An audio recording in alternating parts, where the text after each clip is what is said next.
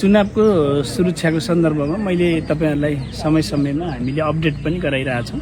आज दिनभरि बिहान 7 बजेदेखि अहिले साँझ बेलुका 5 बजेसम्म निरन्तर हामी फिल्डमै छौँ। हामी जिल्ला सुरक्षा समितिको टोली फिल्डमै छौँ र अब सामान्य हिसाबले हेर्दाखेरि अब यो अहिले अब 5 बजे पछाडि सबै ठाउँमा 162 हाम्रो स्थायी र अनि त्यसपछि दुईवटा अस्थायी गरेर 164 स्थानमै एउटा शान्तपूर्ण रूपमा चुनाव सम्पन्न भइसकेको छ। चुनाव सम्पन्न भइसकेपछि अझै पनि हाम्रो त्यो चुनाव सिद्धिसके पछाडि त्यो मतपेटिकालाई अब मुचुल्का गरेर त्यहाँबाट फेरि ढुवानीको काम यहाँसम्म ल्याउने काम हाम्रो अब सुरुवात हुने कार्यहरू सुरु भइसकेको छ र मतदानको सन्दर्भमा र त्यो बिचमा ड्युरिङ जुन मतदान भइरहेको बेला थियो त्यो बेलामा चाहिँ छिटपुट भन्नाले जस्तै हामीले 2-3 जना मान्छे नियन्त्रणमा लिनु पर्यो। जस्तै तपाईहरुले देखि नै हाल्नुभयो एउटा नेकपा बहुमतका केही साथीहरू 2 जना साथीहरू गएर यो चुनाव चाहिँ बहिष्कार गरौँ भन्नुभयो। उहाँहरूलाई हामीले नियन्त्रणमा लिएर अहिले जिल्ला प्रहरी कार्यालयमा राखेका छौँ।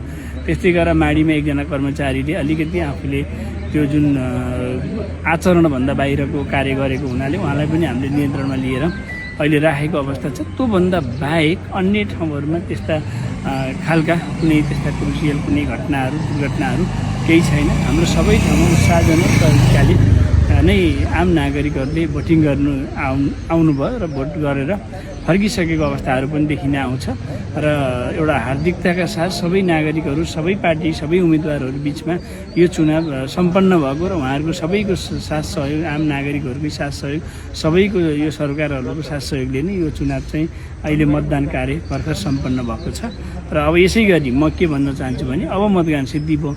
अब त्यो जुन मतदान गरेको त्यो मतपेटिका हो हामी मतगणना स्थलसम्म ल्याउने कार्य र त्यसपछि मतगणना गर्ने कार्यमा पनि यहाँहरूको जसरी आजसम्म यो निर्वाचनलाई तपाईहरुको सबैको एउटा सहभागितामा एउटा सुरक्षित रूपमा यहाँसम्म ल्याउन सकिएको छ।